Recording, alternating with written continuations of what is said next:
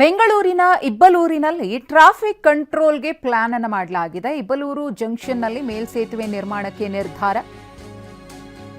ಈ ಭಾಗದ ಟ್ರಾಫಿಕ್ನಿಂದ ಬೇಸತ್ತು ಹೋಗಿರುವಂತಹ ಪ್ರಯಾಣಿಕರಿಗೆ ನಿಟ್ಟುಸಿರು ಬಿಡುವಂತಹ ವಿಚಾರ ಇದು. ಇಬ್ಬಲೂರು ಜಂಕ್ಷನ್ನಲ್ಲಿ ಮೇಲ್ಸೇತುವೆಯನ್ನ ನಿರ್ಮಾಣ ಮಾಡುವುದಕ್ಕೆ ನಿರ್ಧಾರ ಮಾಡಲಾಗಿದೆ. ನೀಲಿ ನಕ್ಷೆ ಸಿದ್ಧಪಡಿಸಲು ಜಿಬಿಎ ಮುಖ್ಯ ಆಯುಕ್ತರು ಸೂಚನೆಯನ್ನ ಕೊಟ್ಟಿದ್ದಾರೆ.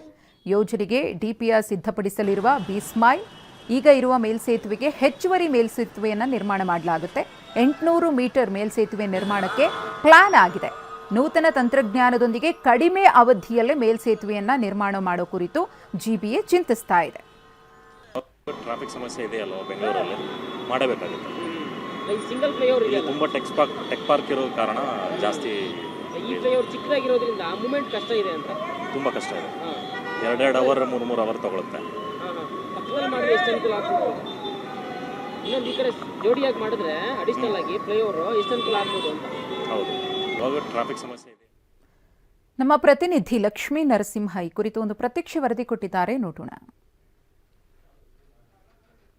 ಬೆಂಗಳೂರಿನ ಇಬ್ಬಲೂರು ಜಂಕ್ಷನ್ ಅಂದ್ರೆ ವಾಹನ ಸವಾರರ ಮುಖ ಬಾಡೋಗುತ್ತೆ. ಯಾಕಂದ್ರೆ ಅಷ್ಟರ ಮಟ್ಟಿಗಿನ ಟ್ರಾಫಿಕ್ ಇಲ್ಲಿ ನಿತ್ಯ ಅನುಭವಿಸ್ತಾ ಇದ್ದಾರೆ ವಾಹನ ಸವಾರರು. ಯಾಕಂದ್ರೆ ಈ ಒಂದು ಭಾಗದಲ್ಲಿ ಏನಿದೆ, ಬೆಳ್ಳಂದೂರು ಆಗಿರ್ಬೋದು, ಸರ್ಜಾಪುರ ಮತ್ತೆ HSR ಲೇಔಟ್ ಓಟ ಮಾಡ್ತಕ್ಕಂಥ ವಾಹನ ಸವಾರರು ಇದೇ ಒಂದು ಜಂಕ್ಷನ್ ಮೂಲಕ ಹಾದು ಹೋಗಬೇಕಾಗಿರೋದ್ರಿಂದ ಇಲ್ಲಿ ವಿಪರೀತವಾದ ಟ್ರಾಫಿಕ್ ಕಿರಿಕಿರಿ ಉಂಟಾಗ್ತಾ ಇದೆ. ಸದ್ಯಕ್ಕೆ ಅದೇ ಒಂದು ವೃತ್ತದಲ್ಲಿದ್ದೀನಿ. ಈ ಒಂದು ಜಂಕ್ಷನ್ ಏನ್ ನೋಡ್ತಾ ಇದ್ದಾರೆ, ಇದು ಇಬ್ಬಲೂರು ಜಂಕ್ಷನ್. ಈ ಒಂದು ಇಬ್ಬಲೂರು ಜಂಕ್ಷನ್ ಅಲ್ಲಿ ದಿನನಿತ್ಯವೂ ಕೂಡ ಗಂಟೆಗಟ್ಟಲೆ ಇಲ್ಲಿ ವಾಹನ ಸವಾರರು ಕಿರಿಕಿರಿಯನ್ನ ಅನುಭವಿಸ್ತಾರೆ, ಪರದಾಟವನ್ನ ಮಾಡ್ತಾರೆ. ಹೀಗಾಗಿ ಜಿಬಿಎ ಅಂದ್ರೆ ಗ್ರೇಟರ್ ಬೆಂಗಳೂರು ಪ್ರಾಧಿಕಾರ ಒಂದು ಹೊಸದಾದ ಯೋಜನೆಯನ್ನ ಕೈಗೆತ್ತಿಕೊಳ್ತಾ ಇದೆ. ಏನಂತಂದ್ರೆ ನೀವು ಇಲ್ಲೇನು ಗಮನಿಸ್ತಾ ಇದ್ರೆ, ಒಂದು ಮೇಲ್ಸೇತುವೆ ಅಥವಾ ಫ್ಲೈಓವರ್ ಇದು ಈಗಾಗಲೇ ಕಿರಿದಾಗಿದೆ. ಫ್ಲೈಓವರ್ ಮೇಲೆ ಕೂಡ ನೀವು ಗಮನಿಸಬಹುದು ಸ್ಲೋ ಮೂವಿಂಗ್ ಟ್ರಾಫಿಕ್ ಇದೆ. ಇನ್ನು ಪೀಕ್ ಅವರ್ ಅಲ್ಲಿ ಕೂಡ ಜಾಮ್ ಆಗ್ಬಿಡ್ತದೆ. ಹೀಗಾಗಿ ಈ ಒಂದು ಫ್ಲೈಓವರ್ ಅನ್ನ ಮೇಲ್ಸೇತುವೆ ಅಗಲೀಕರಣ ಮಾಡಬೇಕು ಅಂತ ಹೇಳಿ, ಮತ್ತೆ ಏನು ಹೆಚ್ಚುವರಿಯಾಗಿ ಮೇಲ್ಸೇತುವೆನ ನಿರ್ಮಾಣ ಮಾಡಬೇಕು ಅಂತ ಹೇಳಿ ಕೂಡ ಸಾಕಷ್ಟು ಒತ್ತಾಯ ಕೇಳಿ ಬಂದಿತ್ತು.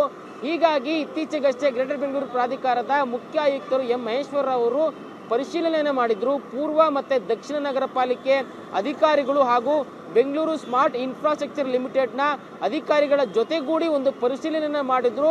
ಪರಿಶೀಲನೆ ಬಳಿಕ ಒಂದು ಸೂಚನೆ ಕೊಟ್ಟರು. ಏನಂತಂದ್ರೆ, ಈ ಒಂದು ಫ್ಲೈಓವರ್ ಏನು ಕಾಣಿಸ್ತಾ ಇದೆ, ಇದು ಕೆಪಾಸಿಟಿ ಕಡಿಮೆ ಇರೋದ್ರಿಂದ ಅಥವಾ ಏನು ವಾಹನಗಳ ದಟ್ಟಣೆ ಜಾಸ್ತಿ ಇರೋದ್ರಿಂದ ಇದನ್ನ ಹೆಚ್ಚುವರಿ ಮಾಡಬೇಕು ಅಥವಾ ಹೆಚ್ಚುವರಿ ಮೇಲ್ಸೇತುವೆನ ನಿರ್ಮಾಣ ಮಾಡಬೇಕು ಅಂತ ನಿರ್ಧಾರ ಮಾಡಿ ಈಗಾಗಲೇ ಅದಕ್ಕೆ ಸಂಬಂಧಪಟ್ಟಂತೆ DPR ಅಂದ್ರೆ ಡೀಟೇಲ್ಡ್ ಪ್ರಾಜೆಕ್ಟ್ ರಿಪೋರ್ಟ್ ವಿಸ್ತೃತ ಯೋಜನೆಯನ್ನ ಸಿದ್ಧಪಡಿಸಬೇಕು ಅಂತೇಳಿ ಈಗಾಗಲೇ ಅಧಿಕಾರಿಗಳಿಗೆ ಜಿಬಿಎ ಮುಖ್ಯ ಆಯುಕ್ತರು ಸೂಚನೆಯನ್ನ ಕೊಟ್ಟಿದ್ದಾರೆ. ಈ ಮೂಲಕ ಈ ಒಂದು ಇಬ್ಬಲೂರು ಜಂಕ್ಷನ್ ನಲ್ಲಿ ಏನು ಹಲವು ವರ್ಷಗಳ ಬೇಡಿಕೆ ಏನಿತ್ತು, ಈ ಒಂದು ಮೇಲ್ಸೇತುವೆ ಚಿಕ್ಕದಾಗಿತ್ತು, ಇದನ್ನ ದೊಡ್ಡದು ಮಾಡಬೇಕು ಅಥವಾ ಹೆಚ್ಚುವರಿಯಾಗಿ ಮೇಲ್ಸೇತುವೆನ ನಿರ್ಮಾಣ ಮಾಡಬೇಕು ಅಂತ ಒಂದು ಕೂಗೇನಿತ್ತು, ಕೊನೆಗೂ ಅದು ಸಾಕಾರಗೊಳ್ಳುವಂತ ದಿನಗಳು ಹತ್ತಿರವಾಗ್ತಾ ಇದೆ. ಈ ಮೂಲಕ ಏನೊಂದು ಇಬ್ಬಲೂರು ಜಂಕ್ಷನ್ ಮೂಲಕ ಹಾದು ಹೋಗ್ತಾ ಇದ್ರು HSR ಲೇಔಟ್ ಆಗಿರ್ಬೋದು ಅಥವಾ ಸರ್ಜಾಪುರ ರಸ್ತೆ ಅಥವಾ ಬೆಳ್ಳಂದೂರು, ಕಾಡುಬೀಸನಹಳ್ಳಿ, ಇಲ್ಲಿ ಹೋರಾಟ ಮಾಡ್ತಕ್ಕಂಥ ಎಲ್ಲರೂ ಕೂಡ ಈ ಒಂದು ಜಂಕ್ಷನ್ ಮೂಲಕ ಹಾದು ಹೋಗಬೇಕಾಗಿತ್ತು.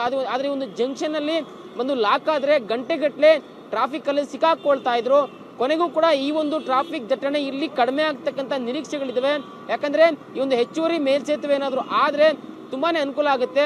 ಅಂದ್ರೆ ಜಿಬಿಎ ಮುಖ್ಯ ಆಯುಕ್ತರು ಕೂಡ ಸೂಚನೆ ಕೊಟ್ಟಿರ್ತಕ್ಕಂಥದ್ದು ಕಡಿಮೆ ಅವಧಿಯಲ್ಲಿ ನೂತನ ತಂತ್ರಜ್ಞಾನದ ಮೂಲಕ ಹೆಚ್ಚುವರಿ ಮೇಲ್ಸೇತುವೆನ ನಿರ್ಮಾಣ ಮಾಡಬೇಕು. ಇದಕ್ಕೆ ಸಂಬಂಧಪಟ್ಟ DPR ಅನ್ನ ಸಿದ್ಧ ಮಾಡಬೇಕು ಅಂತ ಹೇಳಿ ಅಧಿಕಾರಿಗಳಿಗೆ ಸೂಚನೆ ಕೊಟ್ಟಿದ್ದಾರೆ.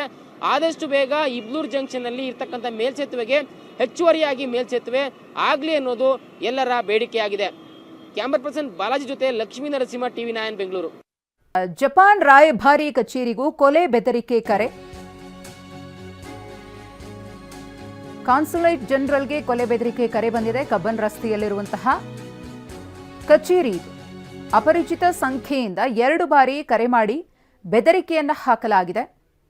ಜನವರಿ 30ರಂದು 11:50 ಮತ್ತು 11:54ಕ್ಕೆ ಕರೆ ಮಾಡಿ ಬೆದರಿಕೆಯನ್ನು ಹಾಕಿರುವಂತಹ ಆರೋಪ. ಕಾನ್ಸುಲೇಟ್ ಕಚೇರಿಯ ಲ್ಯಾಂಡ್ಲೈನ್ ನಂಬರ್ಗೆ ಕಾಲ್ ಮಾಡಿದ್ದಾರೆ. ಎಚ್ಚರವಾಗಿರಿ, ಯಾರಾದರೂ ಒಬ್ಬರು ನಿಮ್ಮನ್ನ ಕೊಲ್ತಾರೆ, ಇದು ಪಕ್ಕಾ ಮಾಹಿತಿ ಅಂತ ಹೇಳಿ ದುರುಳರು ಕರೆ ಮಾಡಿದ್ದಾರೆ. ವಿಘ್ನೇಶ್ ಹೆಸರಿನಲ್ಲಿ ಕರೆ ಮಾಡಿ ಬೆದರಿಕೆಯನ್ನ ವ್ಯಕ್ತಿಯೋರ್ವರು ಹಾಕಿರುವುದು. ಈ ಕುರಿತು ವಿಧಾನಸೌಧ ಪೊಲೀಸ್ ಠಾಣೆಯಲ್ಲಿ ಪ್ರಕರಣ ಕೂಡ ದಾಖಲಾಗಿದೆ.